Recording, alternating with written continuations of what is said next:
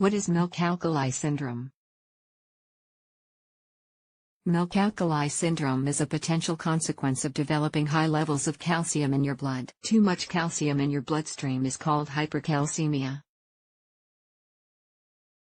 Taking in calcium with an alkali substance can also cause your body's acid and base balance to become more alkaline. If you have too much calcium in your blood, it may cause structural and functional damage in your kidneys.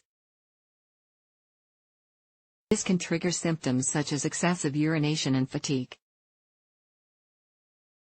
Over time, this can lead to serious complications. For example, it can cause problems such as reduced blood flow through the kidneys, diabetes insipidus, kidney failure, and, in rare cases, death. The condition usually improves when you cut down on antacids or high-dose calcium supplements. Symptoms of milk-alkali syndrome. This condition often involves no immediate and specific symptoms.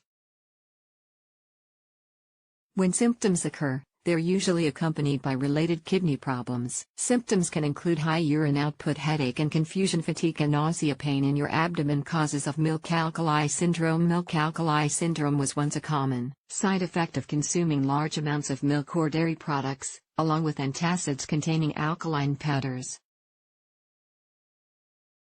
Today, this condition is usually caused by consuming too much calcium carbonate. Calcium carbonate is a dietary supplement. You might take it if you don't get enough calcium in your diet, you have heartburn, or you are trying to prevent osteoporosis.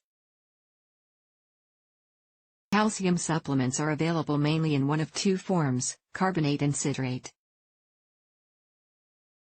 According to the National Institutes of Health's Office of Dietary Supplements, NIHODS, calcium carbonate is more widely available. It's also less expensive, but it's absorbed in a greater amount when taken with food. As far as one of these calcium types being more convenient to take, calcium citrate is reliably absorbed regardless of if it's taken with food or not.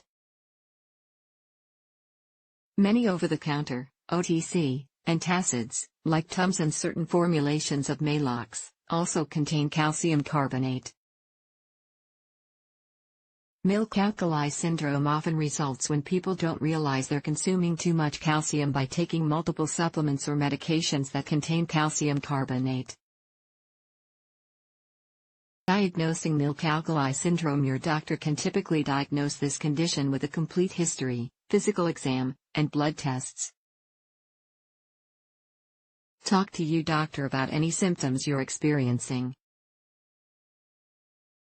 Provide a complete list of all prescription and OTC medications and supplements you're taking. If you don't provide a full history of medications, your doctor might misdiagnose your symptoms.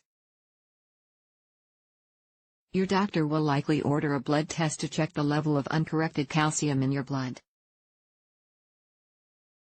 A normal amount ranges from 8.6 to 10.3 mg per deciliter of blood. Higher levels may indicate milk-alkali syndrome. Your blood levels of bicarbonate and creatinine will likely also be checked. If left untreated, this condition can lead to calcium deposits and damage to the kidneys. Your doctor may order additional tests to check for complications in your kidneys. These tests may include CT scans, race ultrasounds, additional kidney function blood testing. Early diagnosis and treatment can prevent permanent damage to your kidneys. Complications of milk-alkali syndrome. Complications of milk-alkali syndrome include calcium deposits in the kidneys, which can directly damage the kidney tissue, and reduced kidney function. If left untreated, the condition can also lead to kidney failure and, in rare cases, death. Treating milk-alkali syndrome. The goal of treatment is to reduce the amount of calcium in your diet. So cutting down on calcium supplements and antacids is often the best treatment method. Staying well hydrated by drinking an adequate amount of fluid also helps.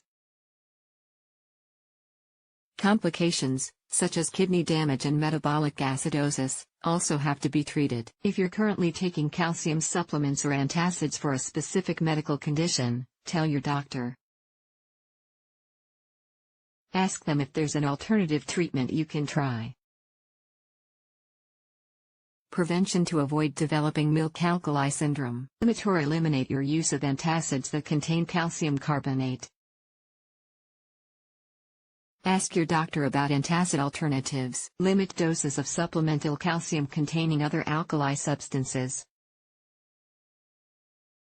Report continual digestive problems to your doctor. Recommended dietary allowances of calcium. The NIHODS provides the following recommendations for daily calcium intake in milligrams, mg, 0 to 6 months of age, 200 mg 7 to 12 months, 260 mg 1 to 3 years, 700 mg 4 to 8 years, 1000 mg 9 to 18 years, 1300 mg 19 to 50 years, 1000 mg 51 to 70. 1000 for males and 1200 mg for females 71 plus years, 1200 mg. These are the average amounts of calcium that most people in good health need to consume each day.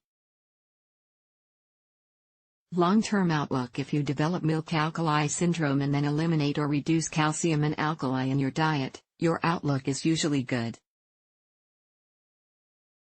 Untreated milk-alkali syndrome can lead to serious complications, such as calcium deposits in your body's tissues, kidney damage, kidney failure. If you've been diagnosed with any of these complications, ask your doctor about your treatment options.